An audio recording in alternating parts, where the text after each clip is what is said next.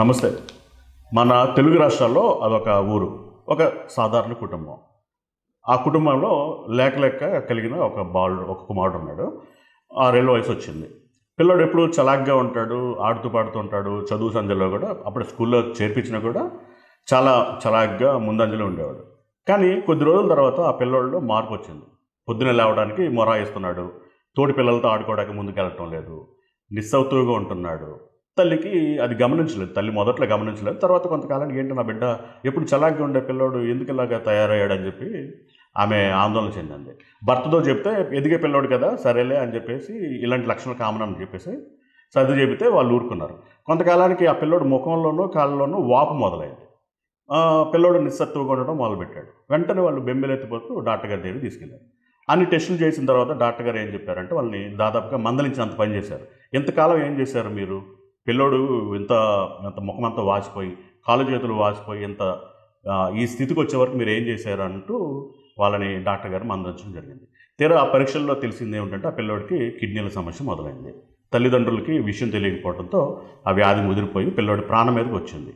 ఇలాంటి సిట్యుయేషన్ అనేది కేవలం ఆ తల్లిదండ్రులకే కాదు, ఈ తెలుగు రాష్ట్రాల్లో కానివ్వండి, దేశంలో కానివ్వండి, ఎంతో కుటుంబాల్లో ఇలాంటివి సర్వసాధారణ సమస్యగా పరిణమించాయి. ఇప్పుడు మనతో ఈ విషయాల గురించి మనతో మాట్లాడేందుకు ప్రముఖ పీడియాట్రిక్ నెఫ్రాలజిస్ట్ డాక్టర్ మురళీకృష్ణ భాగవతుల గారు మనతో ఉన్నారు. డాక్టర్ గారిని అడిగి మరిన్ని వివరాలు తెలుసుకుందాం. నమస్కారం డాక్టర్ గారు. నమస్తే.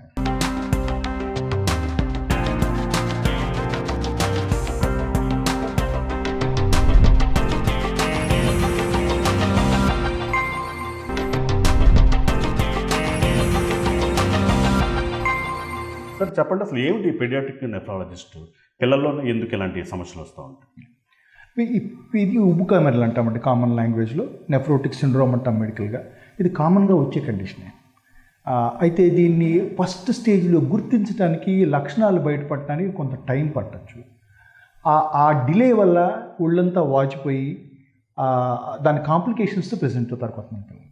సో ఉబ్బు కామెరలు నెఫ్రోటిక్ సిండ్రోమ్ మనం ఓవరాల్గా తీసుకుంటే ప్రతి 1,00,000 మంది పిల్లల్లోనూ 2 నుంచి 7 మంది కొత్తగా డయాగ్నోస్ అవుతారు. ఇన్సిడెన్స్ అంటాం. 2 to 7 per 1 lakh children.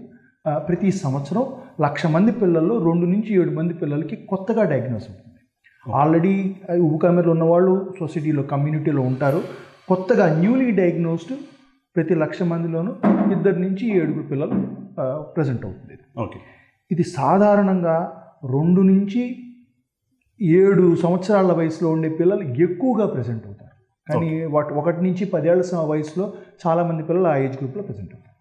So మీ హాస్పిటల్లో ఉన్న ప్రత్యేకతలు, సౌలభ్యాలు, ఫెసిలిటీస్? సో నేను చూసేది పీడియాట్రిక్ పిల్లల కిడ్నీ పేషెంట్స్ని చూస్తాను. ఈ చుట్టుపక్కల ఏలూరు కానీ, గుడివాడ కానీ, భీమవరం, మచిలీపట్నం, ఈ చుట్టుపక్కల చాలామంది పేషెంట్స్ ఇక్కడికి వస్తారు. అన్ని రకాల క్లినికల్ పిల్లల్లో ఉబ్బు కామెరలు ఒక ఎంటిటీ. ఇది కాకుండా వేరే ఏం చూస్తాం, పిల్లల్లో యాంటీనేటల్ హైడ్రోనెఫ్రోసిస్ అంటాం. అంటే కిడ్నీలో ఉండే ట్యూబ్స్ కొంచెం వాస్తాయి. హైడ్రోనెఫ్రోసిస్ అంటే కొంచెం వాపు ఉన్న తల్లి కడుపుతో ఉన్నప్పుడే హైడ్రోనెఫ్రోసిస్. యాంటీనేటల్ కౌన్సిలింగ్ చేస్తాను. కొంతమందికి అది డేంజరస్, కొంతమందికి దానివల్ల లైఫ్ థ్రెటనింగ్ కాదు, బట్ దాన్ని ఫాలో అప్ చేసుకోవాలి. సో యాంటీనేటల్ కౌన్సిలింగ్, ఆ ప్రెగ్నెన్సీలో దాని రిస్క్ ఎంత, ఆ పర్టికులర్ హైడ్రోనెఫ్రోసిస్కి రిస్క్ ఏంటి, దాన్ని ఏం చేయాలి అని వి ప్రొవైడ్ సమ్ ఇన్సైట్స్ ఇంటి. వీ డోంట్ రికమెండ్ ఇటువైపు వెళ్ళాలి అని రికమెండేషన్ కాదండి. ఇన్సైట్స్, దాన్ని ఎందుకు వచ్చి ఉంటుంది, దాన్ని ఎట్లా బిహేవ్ చేసే అవకాశం ఉంది, యాంటీనేటల్ కౌన్సిలింగ్. ఇది కాకుండా rare variety SLE, systemic lupus erythematosus అనే కండిషన్ యూజువల్గా అడల్ట్స్తో ప్రజెంట్ చేస్తుంది. కానీ 20% ఆఫ్ దెమ్ ఆర్ పీడియాట్రిక్స్. అందులో శరీరంలో ఎక్కడ ఏ పార్ట్ అయినా ఎఫెక్ట్ అవ్వచ్చు. బ్రెయిన్ ఎఫెక్ట్ అవ్వచ్చు, లంగ్స్, హార్ట్, స్కిన్ మీద ర్యాష్ వస్తుంది, జాయింట్స్ ఎఫెక్ట్ అవ్వచ్చు, ప్యాంక్రియాస్ ఎఫెక్ట్ అవ్వచ్చు, కిడ్నీస్ ఎఫెక్ట్ అవుతాయి. 5% పిల్లల్లో కిడ్నీస్ ఎఫెక్ట్ అవుతాయి. ఆ కండిషన్లో దాన్ని ల్యూపస్ నెఫ్రైటిస్ అంటాం. సో ఆ ల్యూపస్ నెఫ్రైటిస్ని ఐ లుక్ ఆఫ్టర్. ఆ ల్యూపస్ నెఫ్రైటిక్కి కిడ్నీ బయాప్సీ తీస్తే కానీ కన్ఫర్మ్ కాదు. అందులో కూడా మళ్ళీ 4-5 టైప్స్ ఉన్నాయి. Type 1, type 2, type 3, type 4, type 5 అని ఆ కిడ్నీలో కూడా ఎట్లా ఎఫెక్ట్ అయింది ఆ టైప్ బట్టి ఎఫెక్ట్ మారిపోతుంది. So that we look after. So ఇక్కడ బ్లూ ఫ్లవర్ చిల్డ్రన్స్ హాస్పిటల్ స్పెసిఫిక్గా దిస్ ఇస్ పీడియాట్రిక్ నెఫ్రాలజీ. ఈ నెఫ్రోటిక్ సిండ్రోమ్ కానీ, యాంటీనేటల్ కౌన్సిలింగ్ కానీ, ల్యూపస్ కానీ, కొంతమందికి హెచ్ఎస్పి హినాక్సాన్ లిపర్పిరాన్ వస్తుంది. అందులో కూడా కొంతమంది పిల్లలకి కిడ్నీ ఎఫెక్ట్ అవుతుంది. కిడ్నీ ఎఫెక్ట్ అనే వాళ్ళు నేను చూస్తాను. పీడియాట్రిషియన్కి అట్లాగే పీడియాట్రిక్ నెఫ్రాలజిస్ట్కి తేడా ఉంటుంది. సో అందరూ మీకులాగా నెఫ్రాలజిస్టులు కాదు, paediatric nephrologist. You are very rare kind of doctors. So పేషెంట్లకి ఒక రకంగా మీరు అదృష్టం. మీ దగ్గరికి వస్తే మామూలుగా నార్మల్ పీడియాట్రిషియన్ దగ్గరికి వెళ్తే వాళ్ళు చేయి దాటిపోయిన విషయాలు పేషెంట్ని మీ దగ్గరికి పంపిస్తారు. అదే డైరెక్ట్గా మీ దగ్గరికి వస్తే కాంప్లికేటెడ్ థింగ్స్ కూడా మీరు you can handle it. So కేర్లో ఏమి తేడా ఉండదు. నేను పీడియాట్రిక్ నెఫ్రాలజిస్ట్ అవ్వకముందు నేను పీడియాట్రిషియన్. ఓకే, అయితే ఎక్కడ ఇన్పుట్ ఎక్కడ మారుతుంది అంటే సెకండ్, థర్డ్, ఫోర్త్ అటాక్ వచ్చిన చోట hour approach is slightly different. అది తప్ప ప్రైమరీ ఫస్ట్ అటాక్ వచ్చినప్పుడు ఎవరు ట్రీట్ చేసినా మందు లేదు. ఓకే, క్లినికల్ ఎక్విప్మెంట్ సిక్ పేషెంటా కాదా, అడ్మిట్ చేయాలా లేదా, ఐసీయూలో పెట్టుకోవాలా, వార్డులో పెట్టాలా, వాళ్ళ clinical symptoms they are common things.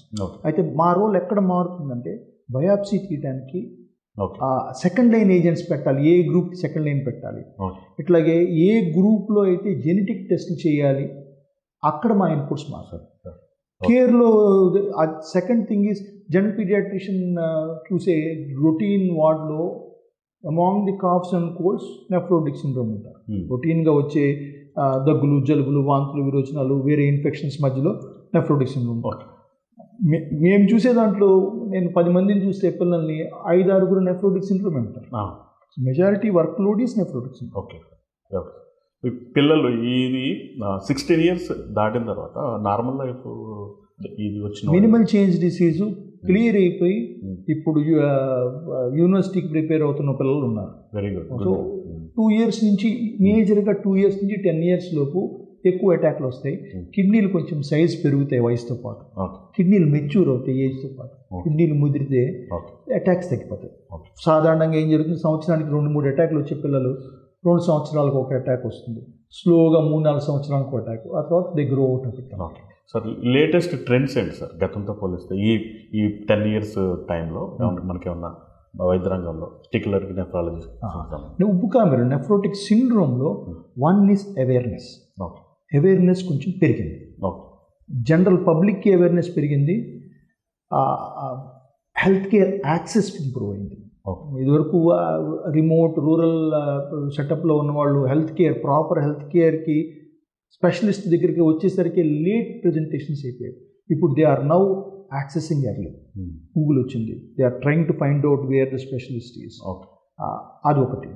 రెండోది, పబ్లిక్కి ఉబ్బుకామెర్లు వేరు, పచ్చకామెర్లు వేరు అనే అవేర్నెస్ కొంచెం, ఇది లివర్కి, ఇది కిడ్నీకి సంబంధించింది, లేదా వేరు కదండి, 2 వేరే వెరైటీలు ఉన్నాయి కదా అని జనాలు అడుగుతున్నారు. సో జనరల్ పబ్లిక్కి కిడ్నీ వల్ల వచ్చే ఉబ్బుకామెర్లు, లివర్ వల్ల వచ్చేది పచ్చకామెర్లు అన్న అట్లీస్ట్ లిటిల్ అవేర్నెస్ ఉంది. ఓకే, మందులు ఆప్షన్స్ పెరిగాయి, సెకండ్ లైన్ మెడిసిన్స్. ఇదివరకు లిటరేచర్ కానీ ఇదివరకు ఎవిడెన్స్ కానీ అంతా ఆ మందులు అడల్ట్స్లోనే ఉండేది. పీడియాట్రిక్స్లో అది అప్రూవల్ రావడానికి యూఎస్ఏలో FDA అంటారు, FDA అప్రూవల్ కానీ మన ఇండియాలో స్టాండర్డ్ గైడ్లైన్స్ ప్రకారం అప్రూవల్ రావడానికి పిల్లల్లో ఎప్పుడు లేట్ ఉంటుంది. అడల్ట్స్లో అప్రూవల్ వచ్చి కొంత డేటా పిల్లల్లో వచ్చిన తర్వాత కానీ they can't approve it for paediatrics. So ఆ మందులు ఇప్పుడు పిల్లల్లో కూడా సేఫ్ టు యూజ్ అని ఎవిడెన్స్ ఉంది. సో మందుల ఆప్షన్స్ పెరిగాయి. ఫస్ట్ లైన్ స్టెరాయిడ్ అయిపోయిన తర్వాత ఇదివరకు ఆప్షన్స్ ఏమి ఉండేవి కాదు. Now we have more options, medicines ఉన్నాయి. తర్వాత ఇంటెన్సివ్ కేర్ ఫెసిలిటీస్ పెరిగాయి.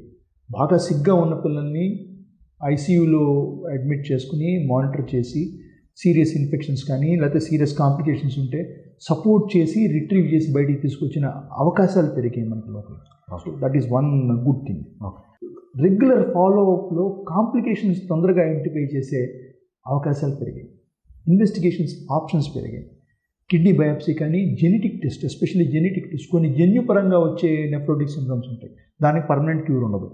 ఆ జెనెటిక్గా ఆ ప్రోన్నెస్ ఉన్న వాళ్ళకి మనం మేనేజ్ చేయటం కానీ కంప్లీట్ క్యూర్ ఉండదు. సో దాన్ని ఐడెంటిఫై చేయడానికి టెస్ట్లు ఉన్నాయి ఈరోజు. సో ఈ కొత్తగా లాస్ట్ డికేడ్ నుంచి మనకు జరుగుతున్న మార్పులు అంటే సెకండ్ లైన్ ఏజెంట్స్ దొరకటం, జెనెటిక్ టెస్ట్ చేయటం, రీనల్ బయాప్సీ చేసి, బయాప్సీ ఎక్స్పర్టీస్ వచ్చింది, కిడ్నీ పిల్లల్లో కూడా కిడ్నీల బయాప్సీ తీసి దానికి టెస్ట్ చేయించి ఏ type of nephrotic syndrome identify, ఇవన్నీ లేటెస్ట్గా వచ్చింది మాకు. సో అది తీస్తారు కదా, అది ఎదుగుతుందంటారు సార్, అది కవర్ అయిపోతుందా? అది చిన్న హెయిర్ ఫాలికల్ అంతా ఉంటుంది, చిన్న నీడిల్ పెట్టి తీస్తుంది, ఓపెన్ బయాప్సీ కాకుండా. ఓకే ఓకే, సో అల్ట్రాసౌండ్ స్కాన్తో అడల్ట్స్లో అయితే పర్టికులర్ పొజిషన్లో కూర్చోబెట్టి లోకల్ అనెస్థీషియా ఇచ్చేసేయచ్చు, కిడ్నీస్ కొంచెం పెద్దగా ఉంటాయి, పిల్లల్లో చిన్నగా ఉంటాయి.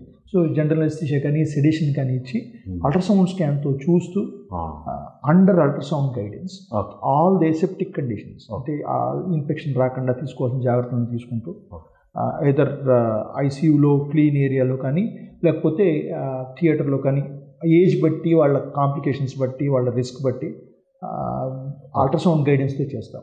తీసేవి వెంట్రుక అంత సన్నగా ఉంటాయి, 1 సెంటీమీటర్ సైజ్ కంటే కూడా రాదు. ఆ ఏరియాలో ఎన్ని నెఫ్రాన్స్ ఉంటాయో ఎవరం గెస్ చేయాలి. మనకి యాక్సెసిబుల్ అన్ని కిడ్నీలో ప్రతి పార్ట్ మనకి నీడిల్కి అందదు, కొంత పార్టే అందుతుంది. ఏ పార్ట్లోకి వెళ్తే మనకి సేఫ్ అల్ట్రాసౌండ్లో చూసుకుంటూ చేస్తాం. Safe procedure. Okay, no procedure is risk free but safe procedure. Okay, ఈ పీడియాట్రిక్ నెఫ్రాలజీకి అట్లాగే సాధారణ అడల్ట్స్లో వచ్చే నెఫ్రాలజీకి ఏంటి sir difference? So nephrotic syndrome గురించి మాట్లాడుకుంటే ఆ కండిషన్ పిల్లల్లో వచ్చే కండిషన్ ఎంటిటీ ఈస్ డిఫరెంట్, ఇది కంప్లీట్గా భిన్నంగా ఉంటుంది. అడల్ట్స్లో వచ్చే వెరైటీలు పిల్లల్లో వచ్చే వెరైటీలు డిఫరెంట్గా ఉంటాయి. పిల్లల్లో కూడా ఏజ్కి తగ్గట్టుగా కొన్ని వేరే వేరే ఏజ్లో ప్రెసెంట్ అవుతాయి. సో ఉబ్బు కామెర్లు అంటే బేసిక్గా దానికి ఉండే క్లినికల్ లక్షణాలు ఏమవుతాయి, ఒళ్ళంతా వాచిపోతుంది, అనసార్క అంటాం, మనకి ఒబేసిటీలా అనుకుంటాం కానీ ఒబేసిటీ కాదు, నీరు చేరి ఒళ్ళంతా వాపులు వచ్చేస్తుంది. రెండోది యూరిన్లో ప్రోటీన్ పోతుంది. మూడోది యూరిన్లో ప్రోటీన్ పోతుంది కాబట్టి బ్లడ్లో ఉండే ప్రోటీన్ డ్రాప్ అయిపోతుంది, బ్లడ్లో ఆల్బుమిన్ లెవెల్స్ తగ్గిపోతాయి, దీంతోపాటు బ్లడ్లో కొలెస్ట్రాల్ లెవెల్స్ పెరుగుతాయి. ఇవి బయటికి కనిపించే లక్షణం నార్మల్గా ఏ తల్లిదండ్రులకైనా కళ్ళు చుట్టూ వాపులు వస్తున్నాయి. ఫస్ట్ స్టార్ట్ అయ్యేది కళ్ళ చుట్టూ వాపులతో స్టార్ట్ అవుతుంది, తర్వాత మొహం, పొట్ట, కాళ్ళు, చేతులు ఇవన్నీ వాపులు కనపడతాయి. కళ్ళ చుట్టూ వాపులు వచ్చినప్పుడు సాధారణంగా పిక్ చేయటం కొంచెం కష్టం, ఐడెంటిఫై చేయడం, గుర్తించడం కొంచెం కష్టం. ఎందుకంటే దగ్గులు జలుబులు పిల్లల్లో కామన్గా వస్తాయి. దగ్గులు జలుబులు వచ్చినప్పుడు కళ్ళ చుట్టూ వాస్తే దగ్గు జలుబు వల్ల మొహం కొంచెం ఉబ్బరించిందిలే అనుకుంటారు. ఫస్ట్ టైం డయాగ్నోసిస్ అప్పుడు ఫస్ట్ టైం బయటపడే ముందు ఒక 2-3 వారాలు పడుతుంది ఆ వాపులంతా ఒళ్ళంతా సెట్ అవ్వడానికి. కొంతమంది పిల్లల్లో వాపులతో కాకుండా యూరిన్ మూత్రం రావటం తగ్గిపోతుంది, అది ఎర్లీగా ప్రజెంట్ చేస్తారు కొంతమంది. సో వాళ్ళల్లో ఏమవుతుంటే అబ్జర్వ్ చేసుకోగలిగితే పేరెంట్స్ ఇవన్నీ చూసి పికప్ చేయగలిగితే యూరిన్ సరిగ్గా పోయట్లేదేంటి, ఈ అనుమానాలతో ఎర్లీగా ప్రజెంట్ అవ్వచ్చు. అవగాహన ఉన్నవాళ్ళు కొంచెం తొందరగా ప్రెసెంట్ అవుతారు, అవగాహన లేని వాళ్ళకి యూజువల్గా 2 to 3 weeks పడుతుంది డయాగ్నోసిస్. ఇది బయటకు కనిపించే లక్షణాలు, కానీ దీనికి వెనకాల ఉండే కారణాలు మారిపోతాయి. పిల్లల్లో ఒక రకమైన కారణాలు ఉంటాయి, అడల్ట్స్లో వేరే కారణాలు ఉంటాయి. సో పిల్లల్ని అడల్ట్ని ఉబ్బు కామెర్లు దాని అవుట్కమ్స్ ఒకటి కాదు, కంప్లీట్లీ డిఫరెంట్ ఎంటిటీ. పిల్లల్లో ఉండే nephrotic syndrome completely different entity. Okay, ఇవి సాధారణ కామెర్లకి ఉబ్బు కామెర్లకి అంటే తేడా ఉందన్నమాట. ఉంది. కామెర్లు అంటే పచ్చ కామెర్లు, అది లివర్కి సంబంధించిన కండిషన్, ఇది ఉబ్బు కామెర్లు కిడ్నీలకు సంబంధించి. ఉబ్బు కామెర్లు ఎందుకన్నారంటే వాపులు వస్తాయి, ఒళ్ళంతా వాపులు వస్తాయి కాబట్టి సాధారణ పరిభాష వాడారు. సో కొలోక్వియల్ లాంగ్వేజ్లో జనాలు కామన్గా చెప్పుకునేది ఏంటంటే కామెర్లు అనగానే కన్ఫ్యూజ్ అయిపోతారు, లివర్కి సంబంధించిందే కదా, కానీ ఇది కంప్లీట్లీ డిఫరెంట్. ఇది ఉబ్బు కామెర్లు వాపులతో ప్రెసెంట్ అవుతుంది కాబట్టి దీన్ని ఉబ్బు కామెర్లు అంటారు, ఇది కిడ్నీకి సంబంధించి. ఓకే, సో ఇది బయటపడతాయి అసలు ఎట్లా స్టార్ట్ అవుతుంది సార్, ఏంటి రీజన్ ఏంటి సార్? దీనికి పిల్లల్లో 1 సంవత్సరం కంటే తక్కువ వచ్చే పిల్లల్లో, అలాగే 10 సంవత్సరాల కంటే ఎక్కువ ఏజ్లో ఉన్న పిల్లల్లో వచ్చే ఉబ్బు కామెర్ల వెనకాల ఉండే కారణాలు వేరుగా ఉంటాయి. ఈ నెఫ్రోటిక్ సిండ్రోమ్ జనరల్గా మనం ఇప్పుడు మాట్లాడుకునే నెఫ్రోటిక్ సిండ్రోమ్ యూజువల్గా 2 years నుంచి 10 years లోపు ప్రెజెంట్ అవుతారు. 1 year కంటే తక్కువ ఏజ్లో ఉన్న వాళ్ళకి జెనెటిక్ కంజెనిటల్ నెఫ్రోటిక్ సిండ్రోమ్ అనే కండిషన్, అంటే తల్లిదండ్రులు కానీ పూర్వీకుల్లో కానీ అది జెనెటిక్ జన్యుపరంగా వచ్చే నెఫ్రోటిక్ సిండ్రోమ్, దాని అవుట్కమ్స్ ఆర్ డిఫరెంట్. ఓకే, దాని గురించి మనం ఇప్పుడు మాట్లాడుకోవాలి. క్లినికల్గా అది బయట పెట్టే లక్షణాలు ఇవే అవుతాయి, కానీ దానికి కారణాలు మారిపోతాయి. అలాగే 10 సంవత్సరాలు దాటిన తర్వాత ఆటో ఇమ్యూన్ కండిషన్, SLE అని ఉంది, హినోక్సాన్లీ పర్పురా ఉంది, ఇలాంటి కొన్ని ఆటో ఇమ్యూన్ కండిషన్స్తో వాటి కారణాలు మారిపోతాయి. సో ఎక్కువ మంది ఇడియోపతిక్ నెఫ్రోటిక్ సిండ్రోమ్ ఎక్కువ పిల్లలు 2 to 10 years ఏజ్ గ్రూప్ మధ్యలో ఉంటారు. అందులో చాలామంది అరౌండ్ 3 to 4 years ఏజ్ గ్రూప్లో ఎక్కువ మంది పిల్లలు ప్రెసెంట్ అవుతారు. ఓకే. సో ఇది ఏజ్ ఆఫ్ ప్రెజెంటేషను అడల్ట్స్కిను పిల్లలకి ఉండే వ్యత్యాసం ఏంటి కారణాలు మారిపోతాయి. Okay okay. సో పుట్టుకతోనే కొంతమంది ఏమైనా రావచ్చు అంటే వచ్చు, పుట్టుకతోనే వచ్చే జన్యుపరమైన అయినా కూడా కంజెనిటల్ వెరైటీస్ అయితే కొంతమందికి 2 months 3 months ఏజ్ దగ్గర నుంచే ప్రెసెంట్ అవుతాయి. ఓకే, దాని అవుట్కమ్స్ కానీ దాని ప్రెజెంటేషన్ కానీ మారిపోతుంది. ఎలాగా ఐడెంటిఫై చేస్తారు? దానిలో కూడా వాపులు ఉంటాయి, పిల్లల్లో కూడా వాపులు ఉంటాయి. అయితే అది గుర్తించడానికి ఇబ్బంది ఎక్కడ వస్తుందంటే ఆ ఏజ్లో పిల్లలకి వాపులు బయటపడి ఎదుగుదల బాగుంది, చక్కగా గ్రో అవుతున్నారు, వెయిట్ బాగుంది అని కన్ఫ్యూజ్ అవుతాం. కానీ ఎక్సెస్ వెయిట్ గెయిన్, యూరిన్ పోయటం తగ్గిపోతుంది. బలుపు కాదు వాపు అని పెద్దోళ్ళు చెప్పారు. అట్లా పాపం బలం కాదు కానీ అనారోగ్యపరంగా. ఎగ్జాక్ట్లీ, అంటే అది బలం, వెయిట్ పెరుగుతున్నారు పిల్లలు, ఇప్పుడే పుట్టిన పిల్లలు వెయిట్ పెరుగుతున్నారు అంటే గుడ్ అనుకుంటాం, అది మంచి లక్షణం, గ్రోత్ బాగుంది అనుకుంటారు. కానీ దాన్ని అనుమానం ఉంటే టెస్ట్ చేయించుకోవాలి. కుటుంబంలో ఎవరికన్నా వచ్చిందా, జన్యుపరంగా ఉండే కండిషన్స్ ఏమన్నా ఉన్నాయా కుటుంబంలో, ఇవి దృష్టిలో పెట్టుకుని అది డయాగ్నోస్ చేయాలి అంటే జెనెటిక్ టెస్ట్ చేస్తే కానీ కన్ఫర్మ్ కాదు. లక్షణాలు బయటపడతాయి. నెఫ్రోటిక్ సిండ్రోమ్ ఉబుకామిర్లో మనం ఐడెంటిఫై చేయగలం. దాని వెనకాల కారణాలు వెతుక్కోవాలంటే జెనెటిక్ టెస్ట్ చేయాలి. అదే 2 years 1 to 1.5 years దాటిన తర్వాత వచ్చిన పిల్లలకి బయటికి కనిపించే లక్షణం వాపులు, మిగతావన్నీ క్లినికల్గా టెస్ట్ చేయాలి. సో పేరెంట్స్ చెప్తారు ఈ లక్షణాలు ఉన్నాయి, ఈ సిమ్టమ్స్ ఉన్నాయి, వాపులు వస్తున్నాయి, యూరిన్ పోయట్లేదు, ఇవి బయటికి కనిపించే లక్షణాలు పేరెంట్స్ గుర్తించి వాళ్ళు చెప్పగలిగే లక్షణాలు. మిగతావన్నీ టెస్టుల మీద ఆధారపడి ఉంటాయి. అది అవునా కాదా కన్ఫర్మ్ చేయాలంటే యూరిన్ టెస్ట్, బ్లడ్ టెస్ట్ చేసుకుని కన్ఫర్మ్ చేయగలం. ఓకే. సో ఇప్పుడు పెద్ద కిడ్నీలతో పోలిస్తే పిల్లల కిడ్నీలు చాలా సెన్సిటివ్ అంటారు. సో ట్రీట్మెంట్ ఇస్తే ఇంకా యాక్చువల్గా కిడ్నీలు పాడయ్యేదే మందుల వల్ల. మళ్ళీ మనం మందులు మొదలు పెడితే మళ్ళీ అవి కూడా కిడ్నీలకి ఎఫెక్ట్ చూపించి ఇలాంటి సమస్యలు తలెత్తే అవకాశం ఉంటుందంటారు. మళ్ళీ అయితే కిడ్నీలు నార్మల్గా ఏం చేస్తే మంచి పదార్థాలన్నీ దాచుకుని వేస్ట్ మలమంతా ఫిల్టర్ చేసుకుని బయటకు వెళ్ళిపోతుంది, యూరిన్లో బయటకు వెళ్ళిపోతుంది. కానీ ఉబుకామిల్ కండిషన్లో జల్లెళ్ళలాగా పనిచేసే కిడ్నీలు, ఆ జల్లెళ్ళలో సింపుల్ లాంగ్వేజ్లో కామన్ జనాలకు అర్థమయ్యే భాషలో చెప్పాలంటే ఆ జల్లెళ్ళలో ఉండే బెజ్జాలు పెద్దవైపోతాయి. సో మంచి పదార్థాలు కూడా లీక్ అయిపోతాయి యూరిన్లో. కొన్ని కొలవగలం, కొన్ని కొలవలేము యూరిన్లో. ఏ పదార్థాలు పోతున్నాయంటే మనం కొలవగలిగేది ఆల్బుమిన్. ఆల్బుమిన్ అనేది ఒక ప్రోటీన్. ఆ ఆల్బుమిన్ ప్రోటీను అది యూరిన్లోంచి జారి బయటకు వెళ్ళిపోతుంది. సో బ్లడ్లో దాని లెవెల్స్ తగ్గిపోతాయి. బ్లడ్లో ఉండాల్సిన ఆల్బుమిన్ జారి యూరిన్లో వెళ్ళిపోతుంది. మనం యూరిన్లో టెస్ట్ చేస్తే ఆల్బుమిన్ ఎక్కువ ఉంటుంది, ప్రోటీన్ ఎక్కువ ఉంటుంది. బ్లడ్లో ఉండాల్సింది యూరిన్లో జారి వెళ్ళిపోతుంది కాబట్టి బ్లడ్లో లెవెల్స్ తగ్గిపోతాయి. దాంతో కొలెస్ట్రాల్ పెరుగుతుంది. దాని రియాక్షన్ కింద లివర్ ఎక్కువ కొలెస్ట్రాల్ తయారు చేస్తుంది, కొలెస్ట్రాల్ డ్రాప్ అయిపోతుంది. ఈ లక్షణాల వల్ల బ్లడ్లో నీటిని పట్టుకుని కూర్చునే లక్షణం తత్వం ఆల్బుమిన్కి ఉంటుంది. ఆల్బుమిన్ లెవెల్స్ పడిపోయాయంటే ఆ నీరు జారి రక్తనాళాల్లోంచి బయటకు వచ్చి మొదట కంటి చుట్టూ వాపులు ఉంటాయి, తర్వాత ఒళ్ళంతా పొట్ట, పేగు చుట్టూ, కాళ్ళు, చేతులు అన్నీ వాచిపోతాయి. సో ఇవి ఉబుకామిల్ లక్షణాలు. వీటిల్లో ఎక్కడ కిడ్నీ ఫంక్షన్, కిడ్నీ మిగతా చేసే ఫంక్షన్ కాంప్రమైజ్ కాదు, మిగతా కిడ్నీ ఫంక్షన్ నార్మల్గా ఉంటుంది. సో ఇది కిడ్నీ ఫెయిల్యూర్ కాదు. దీని కాంప్లికేషన్గా కిడ్నీ ఫెయిల్ అవ్వచ్చు, కానీ ప్రథమంగా దానివల్లే కిడ్నీ ఫెయిల్ అవ్వటం రేర్. ఓకే. ఈ లక్షణాలు మొదట్లో ఎందుకు కనిపించవండి? అంత ముదిరిన తర్వాతే వాపులు ఐడెంటిఫై చేయటం కొంచెం కష్టం. ఎందుకంటే అవేర్నెస్ అనేది ఇంపార్టెంట్ అనమాట. అంటే ఆ వాపులు ఐడెంటిఫై చేయడం, ఎందుకు వాపు వస్తుంది అనేది తెలుసుకుంటే దీన్ని త్వరగా ప్రివెంట్ చేయవచ్చు. ఇప్పుడు మనకి ఏమవుతుంది, దగ్గులు జలుబులతోనే యూజువల్గా ఇవి ట్రిగ్గర్ అవుతాయి. కిడ్నీలో ఇరిటేషన్, కిడ్నీలో ఇరిటేట్ అయ్యే లక్షణం ఉంది, దాని ట్రిగ్గర్ ఉండాలి. దగ్గులు జలుబులు యూజువల్గా ట్రిగ్గర్ అవుతాయి. కాఫ్ కోల్డ్ వస్తే ముందు అప్పటిదాకా ఏమీ లేదు, పిల్ల కానీ బాగానే ఉన్నారు, ఆడుకుంటున్నారు, ఫిట్ అండ్ వెల్, రొటీన్గా స్కూల్కి వెళ్ళటం, రొటీన్ యాక్టివిటీ అంతా నార్మల్గా ఉంటుంది. ఒక్కసారి దగ్గు జలుబు వస్తే సాధారణంగా దగ్గు జలుబు వల్ల కళ్ళు వాచేయో లేకపోతే మొహం కొంచెం ఉబ్బరంగా ఉందని కన్ఫ్యూజ్ అవుతాం. ఫస్ట్ టైం డయాగ్నోసిస్లో జరిగేది అది. ఆ స్టేజ్లో కొంచెం వాపులు పెరుగుతున్నాయంటే అవేర్నెస్ లేకపోతే అది ఐడెంటిఫై చేయడం కష్టం. సో అవేర్నెస్ వచ్చినప్పుడు అనుమానం ఉంటే అది అవ్వచ్చు కాకపోవచ్చు, కానీ పీడియాట్రిషియన్ దగ్గరికి వెళ్ళి చూపించుకుంటే అనుమానం ఉంటే కొంచెం వాపులు యూజువల్ కంటే ఎక్కువగా ఉన్నాయి లేకపోతే వాపులు స్ప్రెడ్ అవుతున్నాయి అంటే యూరిన్లో టెస్ట్ చేసి, రొటీన్ యూరిన్ ఎగ్జామినేషన్లో డిప్స్టిక్ అంటాం, ఆ టెస్ట్ చేసి చూస్తే యూరిన్లో ప్రోటీన్ 3+ కానీ 4+ కానీ ఉంటే దాన్ని అనుమానించడానికి మనకి ఒక ఎవిడెన్స్ దొరుకుతుంది. అప్పుడు మనం దాన్ని యూరిన్లో మెజర్ చేయటం కానీ, ప్రోటీన్ ఎంత పోతుందో యూరిన్ ప్రోటీన్ క్రియాటిన్ రేషియో అని ఒక టెస్ట్ ఉంది, ఆ టెస్ట్ చేసుకోవచ్చు. లేదా బ్లడ్ టెస్ట్ చేసి బ్లడ్లో ఆల్బుమిన్ డ్రాప్ అయిందా టెస్ట్ చేయొచ్చు. ఓకే. సో అవేర్నెస్లోకి వస్తే కానీ ఎర్లీ స్టేజెస్లో ఐడెంటిఫై చేయడం కష్టం. ఓకే. మనం ఆ స్టేజ్ దాటి ముందుకు వెళ్తే వాపులు ఒళ్ళంతా వచ్చేసిన తర్వాత బ్లడ్ ఫ్లో ఫ్రీగా ఉండదు.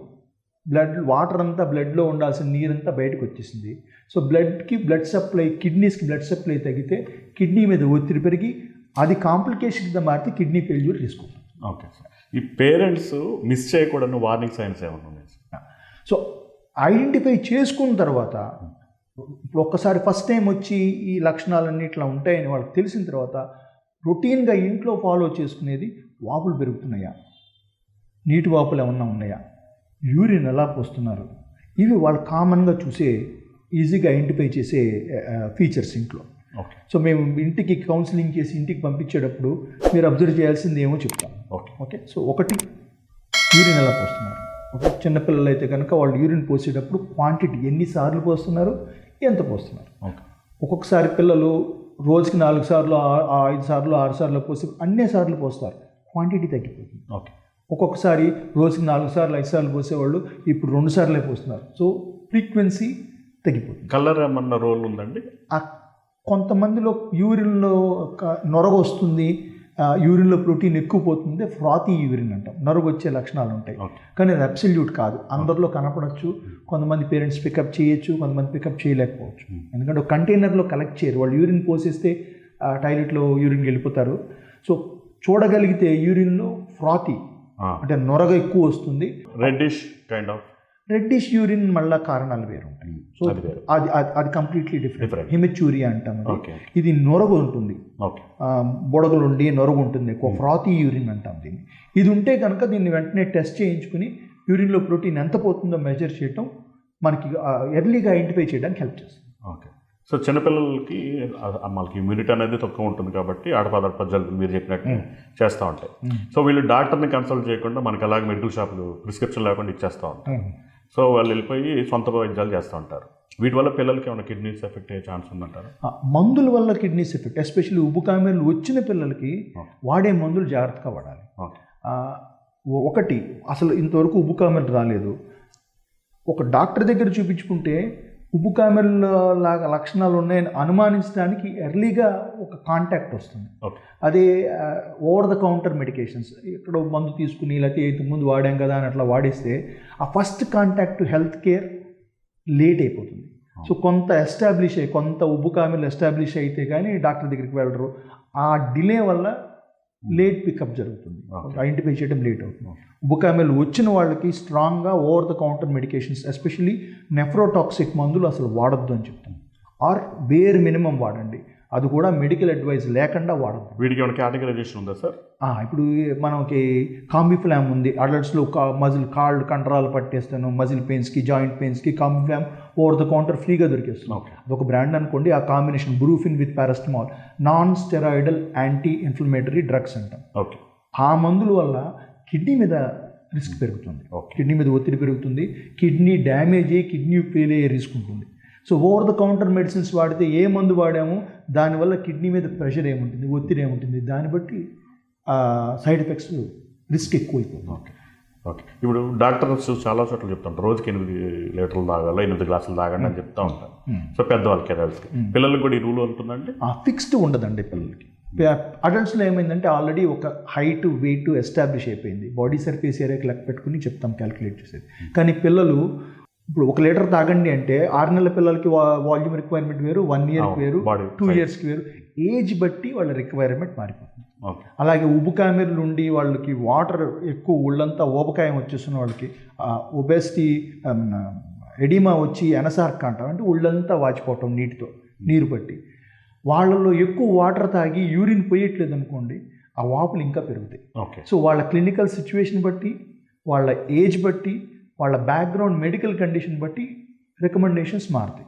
ఫిక్స్డ్ నెంబర్ అడల్ట్స్ లాగా 8 గ్లాసెస్ అనో 6 to 8 గ్లాసెస్ అనో, సమ్మర్లో కొంచెం ఎక్కువ తాగాలని అట్లా ఫిక్స్ చేయలేము పిల్లలకి. ఏజ్ బట్టి రికమెండేషన్స్ మారుతాయి, but they have a set recommendation per age. Okay. ఇట్లా ఈ ప్యాకేజ్డ్ ఫుడ్ కానివ్వండి, ఉప్పు కానివ్వండి, అట్లాగే మనకి జంక్ ఫుడ్, ఇవి పిల్లలు ఎంతవరకు ప్రభావం చూపించవచ్చు? జనరల్గా అందరికీ లో salt diet is very important. Okay, మనం పుట్టిన దగ్గర నుంచి ఏంటంటే 5-6 నెలల తర్వాత బ్రెస్ట్ ఫీడింగ్ నుంచి సప్లిమెంటరీ ఫీడ్ స్టార్ట్ చేస్తారు. ఇంట్లో పేరెంట్స్ చప్పగా ఉంది వీళ్ళు తినే ఫుడ్ అని ఎక్స్ట్రా సాల్ట్ కానీ ఎక్స్ట్రా షుగర్ కానీ యాడ్ చేస్తారు. చేయకూడదు. అప్పటి నుంచే బాడీకి ఉప్పును అలవాటు చేసేస్తే వాళ్ళకి టేస్ట్ బడ్స్ డెవలప్ కావు. మన టేస్ట్ న్యూ బార్న్ బేబీస్ కానీ 6 నెలల పిల్లల టేస్ట్ కానీ ఒకటి కాదు. సో ఉప్పు ఎర్లీగా ఇంట్రడ్యూస్ చేసి హై సాల్ట్ చేస్తే బాడీకి హై సాల్ట్ లోడ్, ఉప్పు ఎక్కువ శరీరానికి అలవాటు అయిపోతుంది. హై బీపీకి, షుగర్ ప్రాబ్లమ్స్కి బీజాలు అక్కడే పడతాయి, సీడ్స్ అక్కడ పడతాయి. సో లో సాల్ట్. ప్యాకెట్ ఫుడ్ ఉంది. ప్యాకెట్ ఫుడ్ చూడండి, ప్యాకెట్ ఫుడ్ మీరు ఒక చిప్స్, ఏ కంపెనీ చిప్స్ అయినా సరే తీసుకుని వైట్ పేపర్ మీద ఎట్లా దులిపితే దాని మీద ఉన్న పౌడర్ అంతా బయటపడుతుంది. ఆ పౌడర్ ఏంటి? సాల్ట్, స్పైసెస్, కెమికల్స్, ఇరిటెంట్స్, ఇవే టేస్ట్కి. ఒకసారి ఏ ఫుడ్ అన్నా మనం తింటే నేలకి దాటి వెనక్కి వెళ్ళిన తర్వాత దానికి టేస్టే లేదు. టేస్ట్ అంతా నేలకి మీదే. దానికోసం ఇంత కెమికల్స్, ఇంత సాల్ట్స్ బాడీని ఎక్స్పోజ్ చేస్తున్నాం. ఇది జనరల్ పబ్లిక్ ఇచ్చే అడ్వైస్. ఈ అడ్వైస్ ఉబ్బు కామెర్లు వచ్చి నెఫ్రోటిక్ సిండ్రోమ్ ఉన్న పిల్లలకి స్ట్రిక్ట్గా ఫాలో అవుతాం. నో సాల్ట్ అన్నది జరగదు ప్రాక్టికల్గా. జరిగినా వెరీ షార్ట్ టైం చేస్తాం. కానీ లో సాల్ట్, ఉబ్బు కామెర్లు వచ్చి తగ్గిపోయినా సరే లో సాల్ట్ డైట్ ఫర్ లైఫ్ అని రికమెండ్ చేస్తాం. వాటర్ కంటెంట్, ఏజ్కి తగ్గట్టుగా వాటర్ కంటెంట్, హైడ్రేషన్, సీజన్కి తగ్గట్టుగా వాటర్ కంటెంట్, హైడ్రేషన్ రికమెండ్ చేస్తాం. ఓకే. సో అంటే మన బాడీ ఇప్పుడు డిహైడ్రేట్ అయినప్పుడు అది సిమ్టమ్స్ చూపిస్తుంది. దాహం వేయటం కానివ్వండి, అలాంటి కానివ్వండి. సో ఇప్పుడు మన దాహంతో సంబంధం లేకుండా వాటర్ ఫ్లూయిడ్స్ పంపించాలి లోపలికి, తాగిల్లా? దాహం వేయకుండా మంచినీళ్ళు ఎవరం తాగం. ఇట్స్ హైలీ ఇంపాసిబుల్ అన్లెస్ ఎవరినో బంధించి ఫోర్స్ఫుల్గా చేస్తే తప్ప. నార్మల్గా శరీరానికి ఎంత అవసరమో బ్రెయిన్ అంతే. బ్రెయిన్లో థర్స్ట్ సెంటర్ ఉంటుంది, అది రెగ్యులేట్ చేస్తుంది. సో ఫోర్స్ఫుల్గా నాకు జస్ట్ వాటర్ తాగాలనుంది, నేను తాగుతాను, ఎంత తాగలనో ఫోర్స్ చేసుకుంటానంటే మీరు ఎక్కువ ఫోర్స్ చేసినా తాగలేరు. మీరు ఫోర్స్ చేసుకున్నా తాగలేరు. So it is highly regulated by the brain. Okay sir. తరచూ వచ్చే యూరినరీ ఇన్ఫెక్షన్స్ వల్ల ఈ కిడ్నీస్ ఏమైనా ఎఫెక్ట్ అవుతాయి అంటారు ఈ పిల్లల్లో యూరిన్ ఇన్ఫెక్షన్ అది completely different entity. Okay. Urine infection ఫ్రీక్వెంట్గా వస్తుంటే దానికి కారణాలు వెతుకుతారు. సో ఉబ్బు కామెరలో వచ్చే వాళ్ళల్లో ఇన్ఫెక్షన్స్ ఓవరాల్గా ఇన్ఫెక్షన్స్ ఎక్కువ అవుతాయి. సో ఉబ్బు కామెరలకి మనం ఇందాక అనుకున్నట్టుగా ఆ లక్షణాలు బ్లడ్ టెస్ట్ల గురించి మాట్లాడుకున్నాం. బ్లడ్ టెస్ట్ బట్టి మనం కన్ఫర్మ్ చేస్తాం. బ్లడ్లో ఆల్బుమిన్ తగ్గిపోయింది, యూరిన్లో ప్రోటీన్ పెరిగింది, బ్లడ్లో కొలెస్ట్రాల్ పెరిగింది. ఈ లక్షణాలు చూస్తే ఉబ్బు కామెరలను కన్ఫర్మ్ చేస్తాం. ఓకే. వీళ్ళకి పెట్టే ట్రీట్మెంట్ స్టెరాయిడ్ తప్ప ఆల్టర్నేటివ్ ట్రీట్మెంట్ లేదు. ఓకే. స్టెరాయిడ్ పెడితే జనరల్గా ఇన్ఫెక్షన్స్ వచ్చే రిస్క్ పెరుగుతుంది. ఓకే. స్టెరాయిడ్ ఎట్లా పనిచేస్తుంది? శరీరంలో ఇమ్యూనిటీని తగ్గిస్తుంది. అలా తగ్గినప్పుడు శరీరంలో ఇమ్యూనిటీ, కిడ్నీలో ఇరిటేషన్ తగ్గుతుంది. కిడ్నీలో ఇరిటేషన్ తగ్గితే ఆ కిడ్నీలో మనం ఇందాక అనుకున్నట్టుగా బెజ్జాలు పెద్ద అవుతాయని సింపుల్ లాంగ్వేజ్లో చెప్పడం. ఆ కిడ్నీలో ఇరిటేషన్ తగ్గితే ఆ ప్రోటీన్ లీక్ అవటం తగ్గిపోతుంది, ఆల్బుమిన్ యూరిన్లో పోవటం తగ్గిపోతుంది. ఆల్బుమిన్ యూరిన్లో పోవటం తగ్గిపోతే బ్లడ్లో లెవెల్స్ పెరుగుతాయి. ఓకే. సో ఈ స్టెరాయిడ్ వాడటం వల్ల దానికి ట్రీట్మెంటు, కానీ దానికి సైడ్ ఎఫెక్ట్, ఒక ముఖ్యమైన సైడ్ ఎఫెక్ట్ ఇన్ఫెక్షన్స్. సో వీళ్ళకి స్టెరాయిడ్ వాడతారు, ఇన్ఫెక్షన్, దగ్గులు, జలుబులు స్కూళ్ళకి వెళ్ళే పిల్లలకి కామన్గా ఎస్పెషల్లీ సీజన్లో ఎక్కువ వస్తాయి. వాంతులు, విరోచనాలు, సమ్మర్లో వామిటింగ్స్, లూజ్ మోషన్స్ వచ్చినా వాళ్ళ ఇన్ఫెక్షన్ తొందరగా అంటుకునే రోగ నిరోధక శక్తి తగ్గుతుంది కొంచెం. సో మెయిన్ థింగ్ ఇది. వాళ్ళకి ఇన్ఫెక్షన్లు ఎక్కువ వస్తాయి. అనుమానం ఉంటే ఈ దగ్గరలో ఉన్న పీడియాట్రిషియన్ కానీ, అడల్ట్ ఫిజిషియన్ కానీ, జనరల్ ప్రాక్టీషియన్ కానీ ఎవరో ఒకరు చూపించి, అవసరం ఉంటే బేసిక్ కేర్ లోకల్గా నియరెస్ట్ హాస్పిటల్లో మీ కాంటాక్ట్లో ఉన్న దగ్గరలో ఉన్న పీడియాట్రిషియన్ కానీ లేకపోతే జనరల్ ఫిజిషియన్ కానీ చూపించి, అవసరం పడితే టెస్టులు చేయించాలా, యాంటీబయాటిక్ పెట్టాలా, రివ్యూ చేయించుకోండి. ఓకే. అది కాకుండా స్టెరాయిడ్ వాడే పిల్లలకి సీరియస్ ఇన్ఫెక్షన్స్ వచ్చే రిస్క్ పెరుగుతుంది. ఓకే. లైక్ ఛాతిలో, లంగ్స్లో న్యూమోనియా, నిమ్ము చేరింది, అది ఇన్ఫెక్టివ్ అవ్వచ్చు. అది వీళ్ళల్లో స్పెషల్గా నెఫ్రోటిక్ సిండ్రోమ్, ఉబ్బు కామెర్లు ఉన్న పిల్లల్లో పేగు చుట్టూ వచ్చే ఇన్ఫెక్షన్ పెరిటోనైటిస్ అంటాం. దాని రిస్క్ ఎక్కువ. స్పాంటేనియస్ పెరిటోనైటిస్ అంటాం. అది పేగు చుట్టూ బ్యాక్టీరియా ఇన్ఫెక్షన్ వచ్చి పొట్ట నొప్పి, పొట్ట ఉబ్బరం, పొట్ట స్టిఫ్గా ఉంటాం, హై టెంపరేచరు, ఏడుస్తూ ఉంటారు. చిన్న చిన్న పిల్లలైతే జ్వరం ఉండొచ్చు, జ్వరం ఉండకపోవచ్చు. మనకి జ్వరం పూర్తిగా జ్వరం రావడానికి 3-4 గంటలు, వాళ్ళు రికార్డ్ చేయడానికి 3-4 అవర్స్ పట్టవచ్చు. కానీ చిన్నపిల్లలు అయితే ఏడుస్తూ ఉంటారు, క్రాంకింగ్గా ఉంటారు, ఫుడ్ తినరు, యాక్టివిటీ ఉండదు, పడుకుని ఉంటారు, డ్రౌజీగా మజ్జుగా పడుకుని ఉంటారు, యాక్టివిటీ తగ్గిపోతుంది. ఇదే ఇన్ఫెక్షన్ బ్రెయిన్లో జరగచ్చు, మెనింజైటిస్ అంటాం. సో ఆ ఇన్ఫెక్షన్ ఎక్కడికైనా స్ప్రెడ్ అవ్వచ్చు. ఎందుకు? స్టెరాయిడ్ వల్ల రోగ నిరోధక శక్తి తగ్గింది కొంచెం. అది మనకి అది తగ్గితే కిడ్నీలో ప్రాబ్లమ్స్ తగ్గుతాయి. దానివల్ల వచ్చే సైడ్ ఎఫెక్ట్స్ ఇది. అది తగ్గుతుంది కాబట్టి ఇన్ఫెక్షన్స్ని ఆపే శక్తి కొంచెం తగ్గింది. సో ఇన్ఫెక్షన్స్ ఒళ్ళంతా స్ప్రెడ్ అయితే serious infections, life threatening infections వచ్చే రిస్క్. సో స్టెరాయిడ్స్ వాడకుండా ట్రీట్మెంట్ ఇవ్వడానికి ట్రై చేస్తారు. స్టెరాయిడ్ కాకుండా ఆల్టర్నేటివ్ మందు లేదు. Okay, steroid is the only treatment for nephrotic syndrome. ఉబ్బు కామెర్లకి స్టెరాయిడ్ ట్రీట్మెంట్. సరే, డయాలిసిస్ అవసరం పడుతుందంటారా పిల్లలకి? నార్మల్గా వచ్చే ఉబ్బు కామెర్లు అంత దూరం వెళ్ళదు. అయితే కాంప్లికేషన్స్ వచ్చి మనం ఇందాక అనుకున్నాం, యూరిన్ పోయట్లేదు, కిడ్నీ మీద ఒత్తిడి పెరిగింది, అలాగే సీరియస్ ఇన్ఫెక్షన్స్ వచ్చి కిడ్నీ డ్యామేజ్ అయింది, కిడ్నీ కాంప్లికేషన్స్ పెరిగి అట్లాంటి పిల్లలకి డయాలసిస్ పడే అవకాశం ఉంది. కానీ జనరల్గా మేము చూసే పేషెంట్స్లో డయాలసిస్ దాకా నెఫ్రోటిక్ సిండ్రోమ్ పోతుంది. ఓకే, అన్లెస్ వాళ్ళు సిక్ అయ్యి ఐసీయూలో అడ్మిట్ అయ్యి ఇప్పుడు సీరియస్ ఇన్ఫెక్షన్స్ గురించి కొంతమంది పిల్లలు ప్రజెంట్ చేయటమే సీరియస్ ఇన్ఫెక్షన్స్తో ప్రజెంట్ అవుతారు. ఓకే, సో ఆ ఇన్ఫెక్షన్ వచ్చింది, దాన్ని ట్రీట్ చేస్తున్నాము, ఐసీయూలో వెంటిలేటర్ కానీ లేకపోతే బీపీ మేనేజ్ చేయడానికి మందులు కానీ అంత సివియర్ కాంప్లికేషన్స్తో ప్రజెంట్ అయ్యి దానికి కారణాలు వెతికినప్పుడు బయటపడుతుంది. కానీ ఓకే సార్, ప్రారంభ దశ నుంచి ముదిరిపోవడానికి ఎంత టైం పడుతుంది సార్? టైం గ్యాప్ ఏముండదండి. వాళ్ళ ఏజ్ బట్టి, వాళ్ళ ప్రజెంటేషన్ లక్షణాలు బట్టి కొంతమందికి 2-3 రోజుల్లో సీరియస్ కాంప్లికేషన్స్తో ప్రజెంట్ అవ్వచ్చు. ఓకే, రొటీన్గా ఇప్పుడు 100 మంది పిల్లల్ని చూస్తే 80-90 మంది పిల్లలు రొటీన్గా వాపులు వస్తున్నాయి, యూరిన్ పోయటం తగ్గింది, 2-3 వారాల నుంచి వాపులు వస్తున్నాయి, దగ్గు జలుబుతో మొదలైంది, ఇట్లాగే ప్రజెంట్ అవుతారు. సో నార్మల్గా పిల్లలకు వచ్చే ఈ తరహా సమస్యలన్నీ క్యూరబుల్ మోస్ట్ ఆఫ్. సో ఈ ఉబ్బు కామెర్లు అన్నది మనం మాట్లాడుకునే 2 to 10 years ఏజ్ గ్రూప్, 2 నుంచి 10 ఏళ్ళ ఏజ్ గ్రూప్లో చూసే ఉబ్బు కామెర్లు. ఇందులో మళ్ళీ వెరైటీస్ ఉన్నాయి. మినిమల్ చేంజ్ డిసీజ్ అని ఒకటి ఉంది, FSGS అని ఒక వెరైటీ ఉంది. అట్లా వాటి పేర్లు మనం పక్కన పెట్టేస్తే ఈ మినిమల్ చేంజ్ డిసీజ్ అనేది స్పెషల్గా ఎందుకు మెన్షన్ చేస్తున్నాను, 80% మంది పిల్లలకి మినిమల్ చేంజ్ డిసీజ్ ఉంటుంది. ఎందుకు? వాళ్ళకి కిడ్నీ ముక్క తీసి పంపిస్తే మనం బయాప్సీలో మేజర్ చేంజెస్ కనపడం, మినిమల్ చేంజ్ డిసీజ్ అంటారు. అందుకే ఎక్కువ గ్రాస్గా మిగతా 4 వెరైటీతో పోల్చుకుంటే దీనిలో కొంచెం తక్కువ చేంజెస్ కనపడతాయి. దీనికి 15-16 ఏళ్ల వరకు తిరిగి అటాక్లు వచ్చే రిస్క్ ఉంటుంది. అటాక్లు మల్టిపుల్ అటాక్స్ వస్తాయి. ఎవరికి ఎన్ని అటాక్లు వస్తాయో గెస్ చేయలేదు. కొంతమందికి ఫ్రీక్వెంట్గా తరచుగా వస్తాయి, కొంతమందికి రేర్గా వస్తాయి. కానీ అటాక్లు 15-16 ఏళ్ల వరకు ఇది రికరింగ్ డిసీజ్, మళ్ళీ అటాక్లు వచ్చే కండిషన్. అటాక్ వచ్చినప్పుడు ట్రీట్ చేస్తాం, 3 నుంచి 4 నెలల పాటు ట్రీట్మెంట్ ఉంటుంది. అటాక్ తగ్గిపోగానే స్టెరాయిడ్ తీసేస్తాం. ఓకే, ఎక్కువ అటాక్కి మధ్యలో గ్యాప్ ఎక్కువ ఉందనుకోండి, అదర్వైజ్ నార్మల్ చిల్డ్రన్. అటాక్ వచ్చినప్పుడు జాగ్రత్తగా ఉండాలి. పిల్లలందరికీ 16 years వరకు అనేది ఇది. ఇప్పుడు కొంతమంది పిల్లలకి ఫ్రీక్వెంట్ రిలాప్సెస్, సంవత్సరానికి 3 అటాక్లు 4 అటాక్లు వస్తాయి, కొంతమందికి సంవత్సరానికి 1 అటాక్ వస్తుంది. సో ఎవరు ఏ గ్రూప్లో ఉంటారో మనం గెస్ చేయలేం. అది ఐడెంటిఫై చేసే టెస్ట్ కూడా ఏముండదు. ఓకే, ఇప్పుడు నాకు ఇప్పుడే పుట్టిన బేబీని తీసుకొచ్చి 5 ఏళ్లకి సైకిల్ తొక్కుతారా, 10 ఏళ్ళకి 14 ఏళ్ళకి యూనివర్సిటీకి వెళ్తారంటే ఇక్కడి నుంచి అక్కడ దాకా జరిగే ఈవెంట్స్ బట్టి ఆధారపడి. ఇది కూడా అంతే. మనకి ఇప్పుడు నాకు నెఫ్రోటిక్ సిండ్రోమ్తో ప్రజెంట్ అయ్యి ఉబ్బు కామెర్లతో ప్రజెంట్ అయిన పిల్లలు 1 year తర్వాత ఎన్ని అటాక్లు వస్తాయి, 1 year అయిన తర్వాత వెనక్కి తిరిగి చూస్తుండే కానీ మనకు తెలియదు. సో లాస్ట్ 1 yearలో ఎన్ని అటాక్లు వచ్చాయి, దాన్ని బట్టి వాళ్ళు తరచుగా వచ్చే గ్రూపా, ఇన్ఫ్రీక్వెంట్ రిలాప్సెస్ రేర్గా వచ్చే గ్రూపా ఐడెంటిఫై చేయగలం. సార్ మీ కెరియర్లో పిల్లలకి టోటల్గా కిడ్నీలు చెడిపోవటం, ట్రాన్స్ప్లాంట్ అవ్వటం, ఇలాంటి సిచ్యువేషన్స్ మీరు చూస్తున్నారా సార్?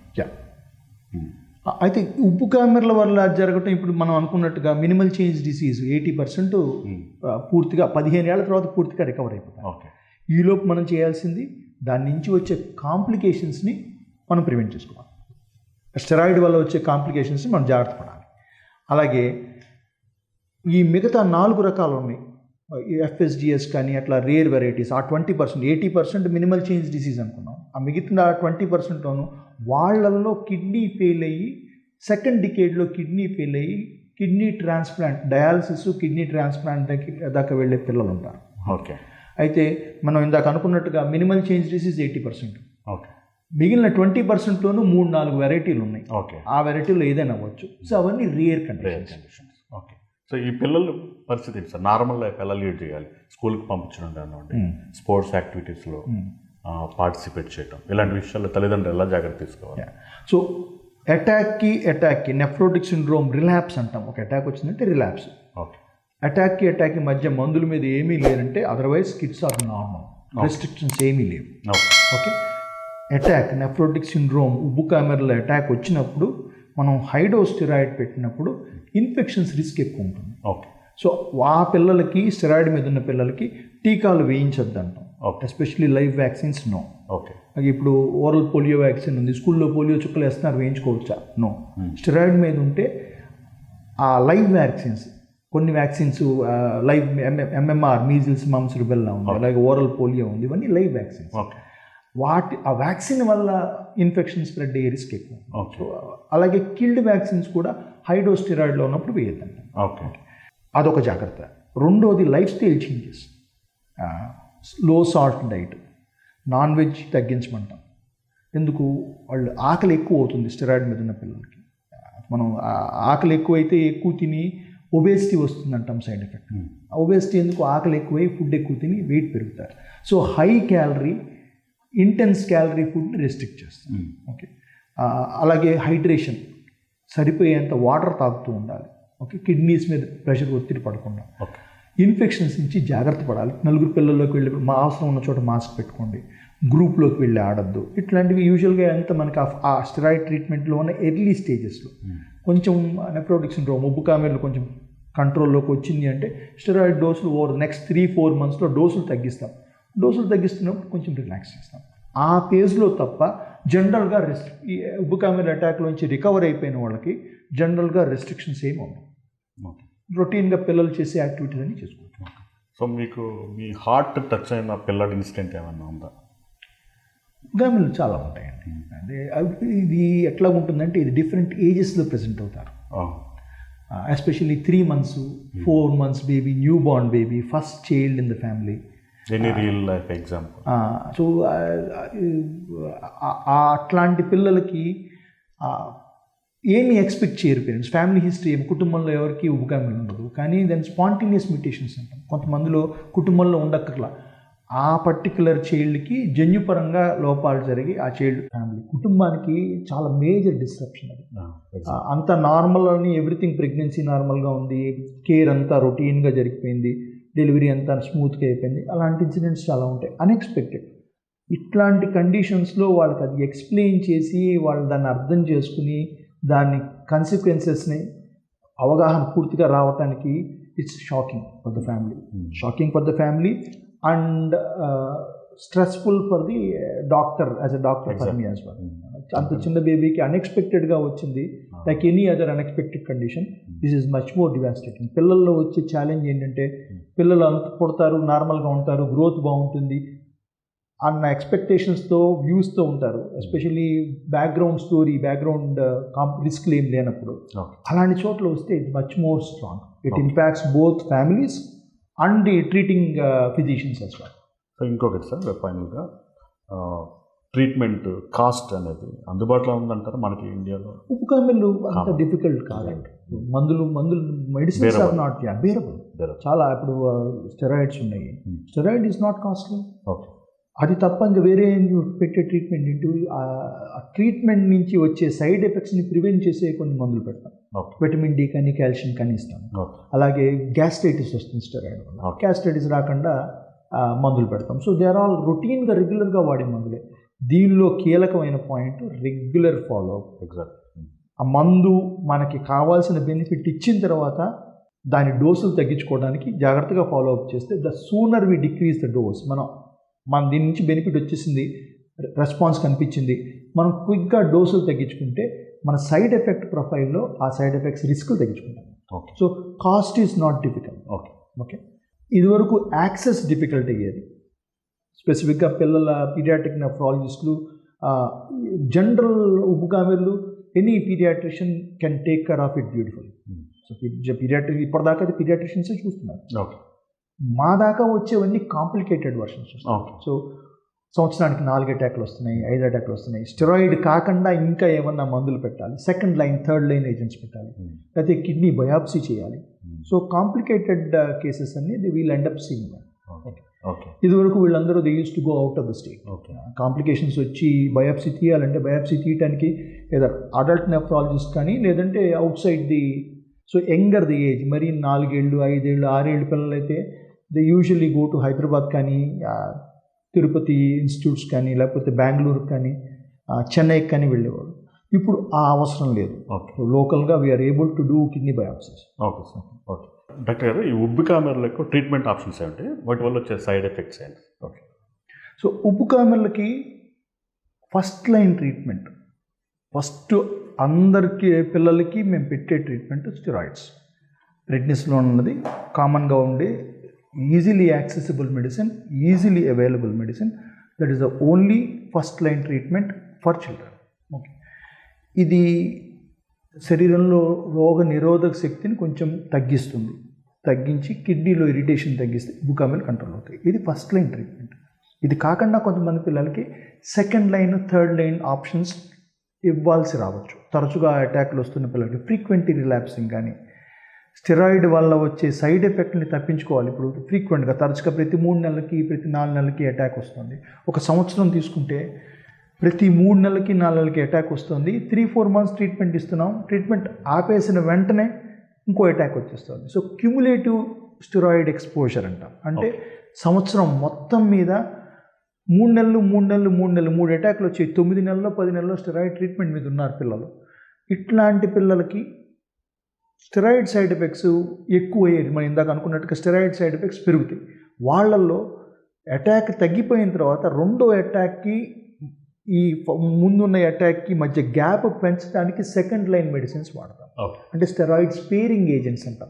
స్టెరాయిడ్ తక్కువ వాడకానికి దోహదపడే మందులు అవి. సో అందులో కూడా 3-4 రకాల మందులు ఉన్నాయి. వాటి సైడ్ ఎఫెక్ట్ ప్రొఫైల్ వాటికి ఉంటుంది. Steroid is the first line treatment. దీనిలో కామన్గా చూసే సైడ్ ఎఫెక్ట్స్ మనం ఇన్ఫెక్షన్ రిస్క్ పెరుగుతుంది, గ్యాస్ట్రైటిస్ పొట్టలో గ్యాస్ ప్రాబ్లం పెరుగుతుంది, బోన్స్ కొంచెం థిన్ అవుతాయి అంట, అంటే బోన్ మినరలైజేషన్ చేంజెస్ అంట. ఓకే. అలాగే ఆకలి పెరుగుతుంది, బీపీ పెరుగుతుంది, షుగర్ పెరుగుతుంది. కొంతమంది షుగర్ పిల్లల్లో వచ్చే టైప్ 1 డయాబెటీస్లో పిల్లల్లో వచ్చే వెరైటీ ఉంది. ఆ వెరైటీకి ఒక్కసారి కొంతమంది పిల్లలకి స్టెరాయిడ్స్ ఉబ్బుకామెలు వస్తుంది, స్టెరాయిడ్స్ స్టార్ట్ చేస్తాం. స్టెరాయిడ్స్ స్టార్ట్ చేయగానే ఆ టెండెన్సీ ఉన్న పిల్లలకి డయాబెటీస్ బయటపడుతుంది. Okay. Okay. So blood sugar పెరిగే రిస్క్ ఉంటుంది. అంటే టెంపరీగా సార్ షుగర్ వచ్చి తగ్గిపోవడం ఇవన్నీ కాదు. ఆ టైప్ 1 అయితే ఆ కండిషన్ బయటపడింది. అంటే బేసిక్గా ఏమైంది, ఉబ్బుకామెల్ అటాక్ రావడానికి అది కారణం. ఓకే. ఓకే. దగ్గులు జలుబులకి ఎట్లా బయటకు వస్తుందో టైప్ 1 డయాబెటీస్ లోపలే స్లోగా బిల్డ్ అవుతుంది. ఒక స్టేజ్కి వచ్చిన తర్వాత ఉబ్బుకామెల కింద బయటకు ప్రెసెంట్. సో దట్ స్ట్రెస్, ఆ ట్రిగ్గర్ ఏదైనా అవ్వచ్చు ఉబ్బుకామెల. ఓకే. అలాగే ఎక్కువ కాలం స్టెరాయిడ్ వాడితే కంట్లో క్యాటరాక్ట్ వస్తుంది, చర్మంలో చేంజ్. ఇవన్నీ ఎట్లాగా ఎక్కువ కాలం వాడుతున్నాము స్టెరాయిడ్, హై డోస్ స్టెరాయిడ్ తప్ప ఫుల్ డోస్ స్టెరాయిడ్ వాడుతున్నప్పుడు కంట్రోల్లో ఉంటుంది. నేను డోసులు తగ్గిస్తున్నప్పుడు తిరిగి వచ్చేస్తుంది. అంటే ఆ కిడ్నీస్లో ఇరిటేషన్ ఒక పర్టికులర్ డోస్ కంటే తగ్గితే కిడ్నీస్ తట్టుకోవట్లేదు. అట్లాంటి వాళ్ళకి సెకండ్ లైన్ ఏజెంట్స్ వాడతాం. నేను ఇప్పుడు మీకు చెప్పిన సైడ్ ఎఫెక్ట్స్ అన్నీ కొన్ని ఏ డోస్లో అయినా ఉంటాయి, కానీ సాధారణంగా హై డోస్ కానీ ఫుల్ డోస్ ఎక్కువ కాలం వాడినా తరచుగా అటాక్లు వచ్చి ఎక్కువ steroid over a period of time, ఒక సంవత్సరం టైంలో క్యుములేటివ్ డోస్ అన్నీ కూడుకుంటే ఈ అటాక్లో ఇంత డోస్ వాడాము, ఈ అటాక్లో ఇంత డోస్ వాడాము, ఈ అటాక్లో 3 సంవత్సరాల్లో 3 అటాక్లు వచ్చాయి. 3 months వాడాము, ట్రీట్మెంట్ ఆగిపోయింది. ఆ తర్వాత అంతా నార్మల్గా ఉన్నారు. దానివల్ల సైడ్ ఎఫెక్ట్స్ పెద్ద ఏముండవు. ఆ కోర్స్ అయిపోయిన తర్వాత they are back to normal. పిల్లల్లో వాళ్ళ రొటీన్ యాక్టివిటీస్ కానీ గ్రోత్ కానీ డెవలప్మెంట్ కానీ ఏం కాంప్రమైజ్.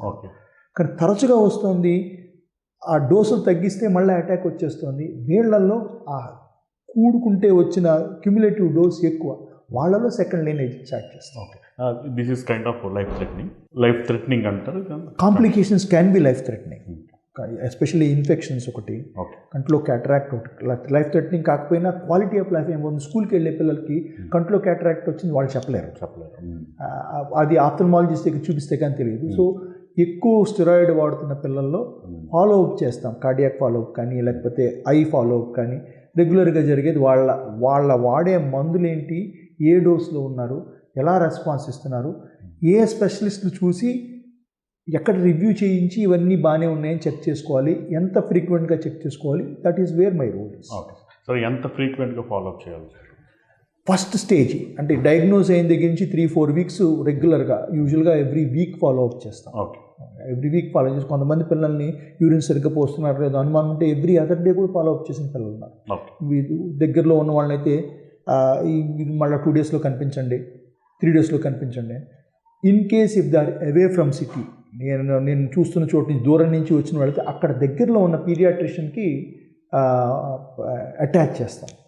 సో పీడియాట్రిషియన్ దగ్గర ఫాలో అప్ అయ్యి, పీడియాట్రిషియన్ దగ్గర ఏమేమి ఫాలో అప్ చేసుకోవాలి, we communicate with the local పీడియాట్రిషియన్తో మాట్లాడి సో చేయండి చూశాను, they will come for follow up with you, మీ దగ్గర ఫాలో అప్ చేసుకుంటారు, నేను మళ్ళీ ఇక్కడ చూస్తాను.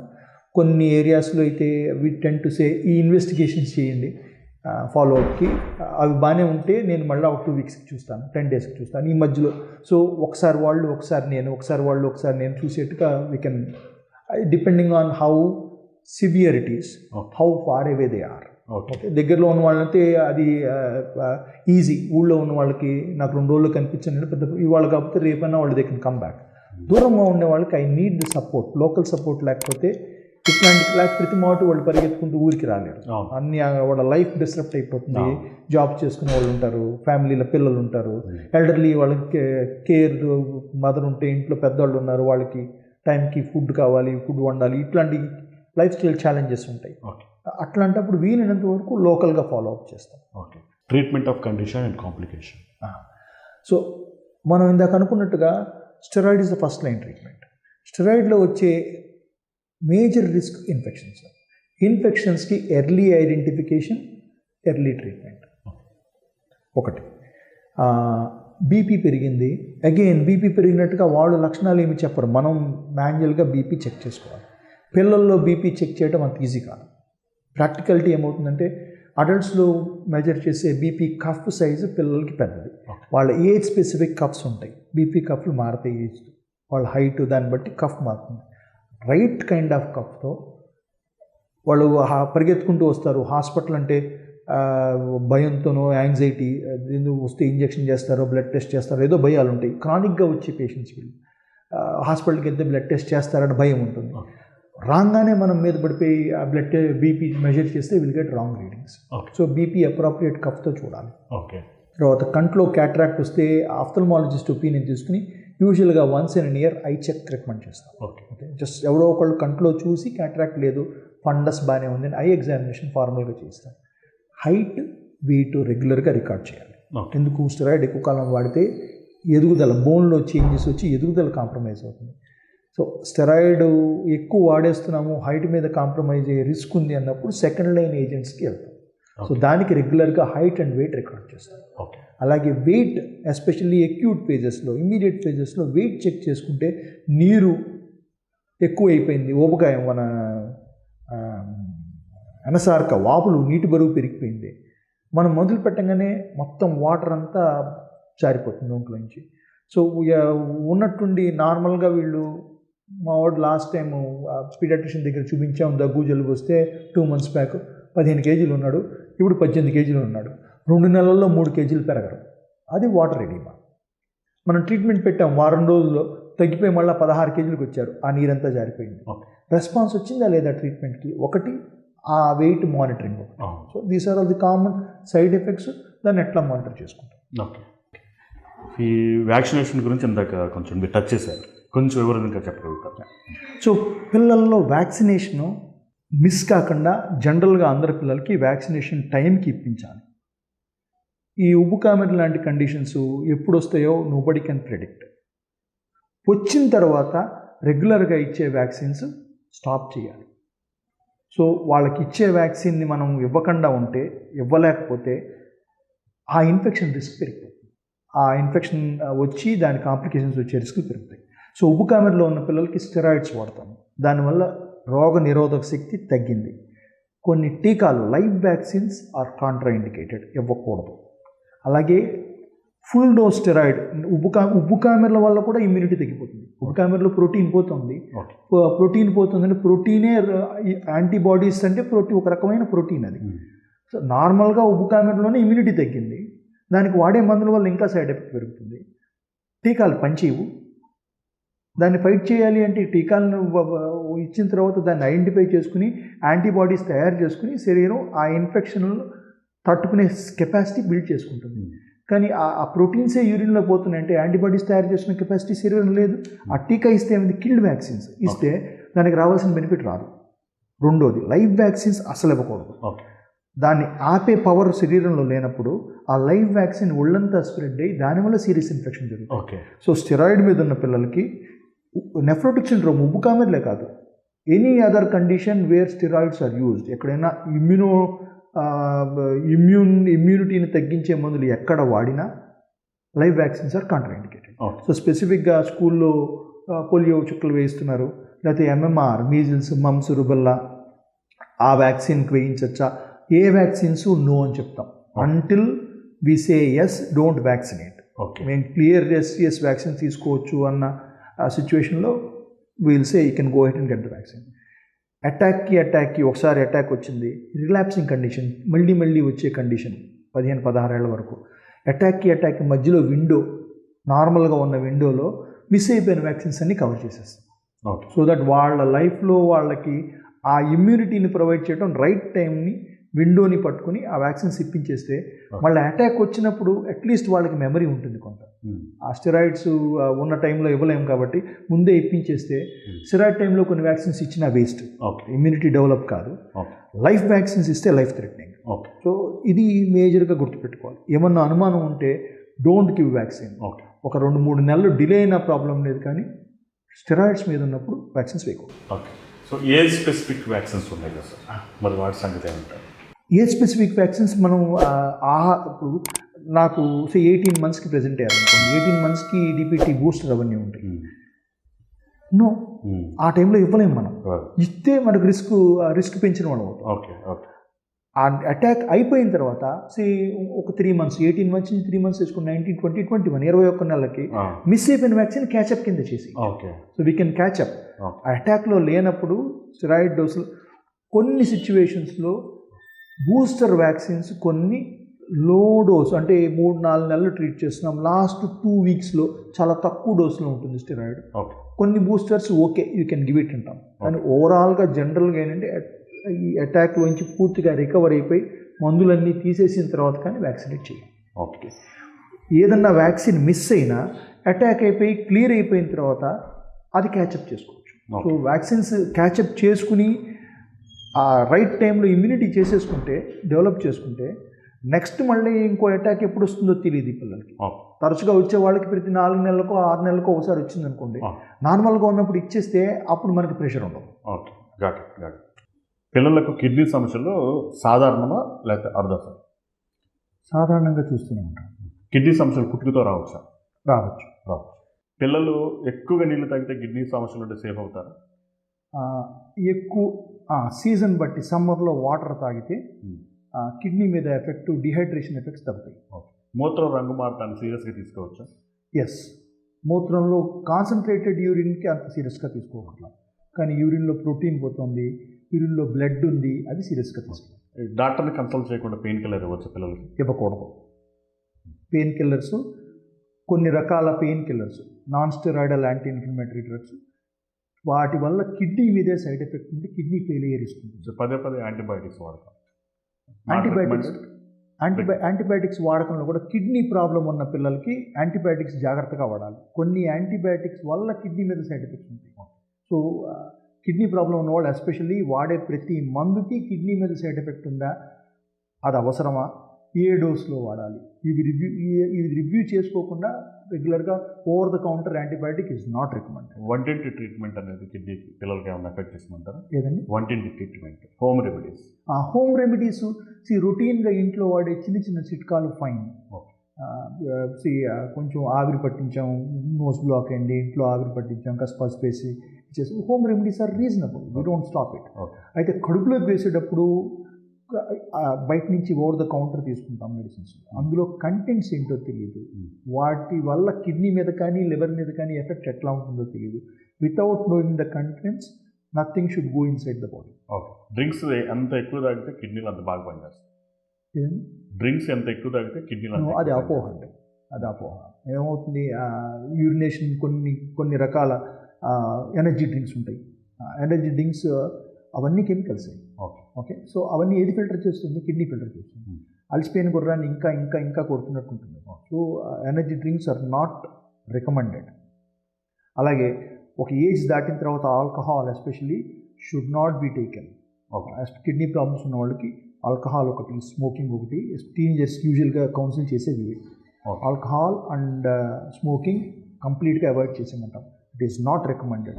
జనరల్ పబ్లిక్కే నో అని చెప్తాను. జనరల్గా ఫిట్ అండ్ వెల్ పిల్లలకే they are not the good lifestyle activities that an adolescent should engage. టీనేజ్లో ఉన్న పిల్లలకి దే ఆర్, దానికి ఎంత రంగు పూసి కలర్ వేసి ఎంత చక్కగా తయారు చేసిన junk is a junk, bad habit is a bad habit. Alcohol and smoking especially పిల్లలకి, కిడ్నీ ప్రాబ్లమ్స్ ఉన్న పిల్లలకి నో. ముఖం వాపు అనేది డేంజర్. ముఖం వాపు కారణాలు బట్టి ఉంటుంది. అగైన్ ఉబ్బు కామెర్లు ఎర్లీ స్టేజెస్లో మొహం వాపుతో ప్రెసెంట్ అవుతుంది. రాత్రిపూట ఎక్కువ మూత్రానికి విసర్జన, రాత్రిపూట ఎక్కువ పక్క తడిపేస్తున్నారు, అది that is not related to nephrotic syndrome, but there are some entities. పిల్లల్లో అది common. Less than 5 years bladder bowel control పూర్తిగా డెవలప్ అవ్వని చిన్నపిల్లలకి అది నార్మల్, రాత్రిపూట పక్క తడిపేయటం. ఒక ఏజ్ దాటిన తర్వాత కూడా కంటిన్యూ అవుతుందంటే అది ఇన్వెస్టిగేట్ చేసుకుని కారణాలు వెతుక్కోవాలి. పిల్లలకి, ప్రతి పిల్లడికి ఇలాంటి సమస్య వచ్చిన ప్రతి పిల్లడికి డయాలసిస్ అవసరం లేదు. Dialysis is use rarely in children. Dialysis చేశారని వాళ్ళ లైఫ్ కొలాప్స్ అయినట్టే. అవ్వక్కర్లేదు. ఎక్యూట్ ప్రాబ్లమ్స్, ఇప్పుడు సీరియస్ ఇన్ఫెక్షన్ వచ్చి ఇప్పుడు కిడ్నీ ఎఫెక్ట్ అయింది అనుకోండి, ఆ ఇన్ఫెక్షన్ మల్టీ ఆర్గన్ ఫెయిల్యూర్ అంటారు. ఫస్ట్ లంగ్స్లోనూ లేకపోతే మెదడుకో మెనింజైటిస్ లాంటి ఇన్ఫెక్షన్ వచ్చింది, ఆ part of the infection kidneys effect అయ్యాయి. ఆ టైంలో అప్పుడున్న ఛాలెంజ్ని మేనేజ్ చేసుకుని అవసరమైతే బ్రీఫ్ డయాలసిస్ ఇచ్చి ఎక్యూట్ డయాలసిస్ అంటాము, అది చేస్తే పూర్తిగా రికవరీ పేపర్లు. సో ఒకసారి డయాలసిస్ పెట్టినంత మాత్రం లైఫ్ లైన్ మొత్తం అంతా డయాలసిస్ కాదు. Acute problems they recover well if taken care of that. Kidney transplant అనేది పిల్లల్లో సాధ్యం, జరుగుతుంది, పాసిబుల్. దాని ఛాలెంజెస్ దానికి ఉంటాయి. ఓకే, అంటే డోనర్ ఎవరు, బ్యాక్గ్రౌండ్ కండిషన్ ఏంటి, ట్రాన్స్ప్లాంట్ చేయడానికి టీం ఎక్కడ ఉంది, దేర్ ఆర్ లాజిస్టికల్ ఛాలెంజెస్ ఉన్నాయి, కొన్ని మెడికల్ ఛాలెంజెస్ ఉంటాయి, కొన్ని బ్యాక్గ్రౌండ్ కండిషన్ వల్ల వచ్చే challenges, but it is possible. ఉబ్బు కామెర్లు అనేవి చిన్నపిల్లల్లో సర్వసాధారణం, డాక్టర్తో సంబంధం లేకుండా ఇంట్లోనే నయం చేసేసుకోవచ్చు. లేదు, దట్ ఈస్ నాట్ రైట్. ఉబ్బు కామెర్లోనే రకాలు ఉన్నాయి. ఏ ఏజ్ గ్రూప్లో మాట్లాడుతున్నాం మనం? Less than 1 year, more than 10 years? ఈ age group 2 to 10 years age గ్రూప్లో కూడా 3-4 వెరైటీస్ ఉన్నాయి మనం ఇందాక అనుకున్నట్టు. సో అది ఏ వెరైటీ, ఏ మందు పెట్టాలి, ఎప్పుడు ఎస్కలేట్ చేయాలి, ఎప్పుడు ఫర్దర్ కేర్ పెట్టాలి, ఎప్పుడు సెకండ్ లైన్ ఏజెంట్స్ వాడాలి, ఇది ఇంట్లో ఉండి మేనేజ్ చేస్తే జరిగేది ఏంటి, మనం ఇందాక అనుకున్న క్యుములేటివ్ స్టెరాయిడ్ సైడ్ ఎఫెక్ట్స్, ఎక్కువ కాలం స్టెరాయిడ్ వాడటం వల్ల సైడ్ ఎఫెక్ట్స్ రిస్క్ పెరుగుతుంది. కిడ్నీ సమస్యలన్నీ నొప్పిగానే ఉంటాయి. లేదు, వాపులతో ప్రెసెంట్ అవుతారు. పండి చుట్టూ వాపులు ఉన్నాయి, మొహంలో వాపు ఉంది, కాళ్ళు చేతులు ఉబ్బరంగా ఉన్నాయి, పొట్ట ఉబ్బరంగా ఉంది, ఆర్ ఇన్ఫెక్షన్ వచ్చింది, ఆ ఇన్ఫెక్షన్ సీరియస్ అవుతుంది, ఆ ఇన్ఫెక్షన్ ట్రీట్ చేస్తుంది, ఇది బయటపడుతుంది. సో ఒకసారి నొప్పి అసలు ఉండకపోవచ్చు పిల్లలకి ఎర్లీ స్టేజ్. పథ్యం వల్ల కిడ్నీ సమస్య దానంతరదే నయం అవుతుంది? అవదు. పథ్యం కిడ్నీ పేషెంట్స్ని అది ఎక్కువ కాకుండా జాగ్రత్త పడటానికి వాడే strategy. So that is part of the treatment. Complications ఇది తప్పించుకోవడానికి, ఇది ఎక్కువ తీవ్రం కాకుండా ఉండడానికి మనం డైట్లో చేసే మార్పు, పూర్తి డైట్లో మార్పులతో కిడ్నీ ఉబ్బు కామెర్లు తగ్గదు.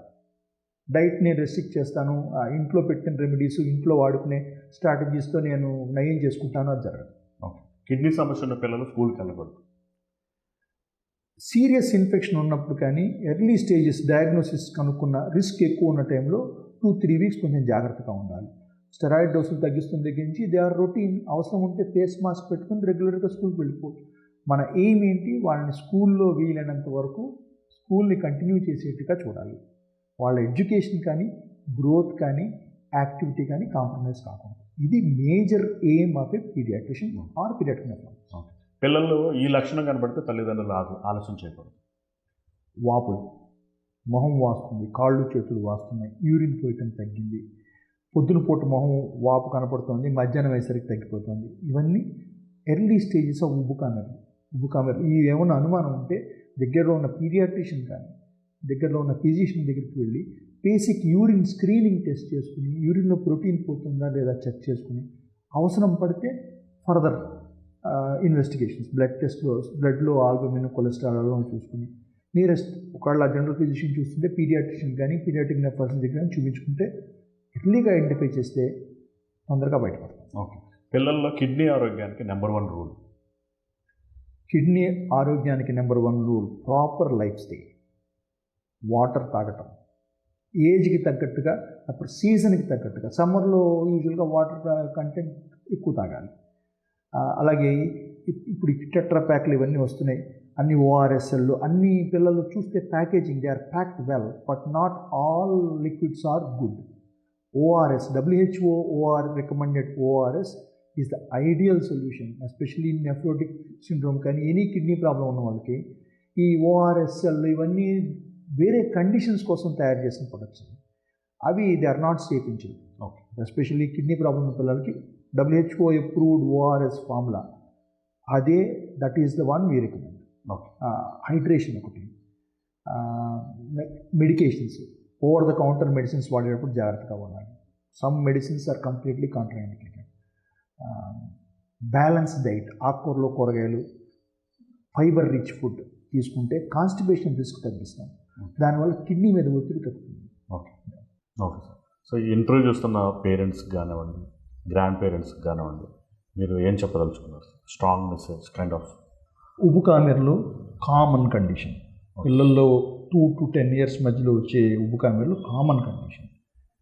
మొహం చుట్టూ, కంటి చుట్టూ వాపులతో మొదలవుతుంది, తర్వాత నెమ్మదిగా ఒళ్ళంతా వాస్తుంది. చాలామంది పిల్లలు ఉన్నారు చుట్టుపక్కల. 80 to 90% క్యూర్ అయిపోతుంది. పేరెంట్స్ గుర్తుపెట్టుకోవాల్సింది, ఫ్యామిలీస్ గుర్తుపెట్టుకోవాల్సింది, ఐడెంటిఫై చేసి ఎర్లీగా డాక్టర్ దగ్గర చూపించుకోవటం, అవసరమైన చోట ఇన్వెస్టిగేట్ చేసి తొందరగా దాన్ని డయాగ్నోస్, గుర్తించటం, రైట్ డాక్టర్ దగ్గర దాని అప్రోప్రియేట్ ట్రీట్మెంట్ తీసుకోవటం. స్టార్ట్ చేసిన ట్రీట్మెంట్ 3 to 4 months కోర్స్ అంటాం.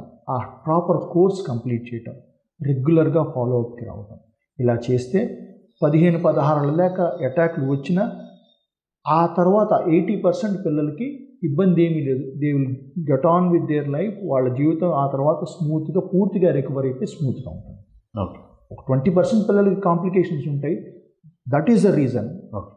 దానికోసమని regular follow up is very important. Okay. Thank you very much doctor గారు. చూసారు కదా, డాక్టర్ గారు మన కోసం ఎన్నో అమూల్యమైన విషయాలు పంచుకున్నారు. వచ్చే ఇంటర్వ్యూలో మళ్ళీ కలుసుకుందాం. నమస్తే.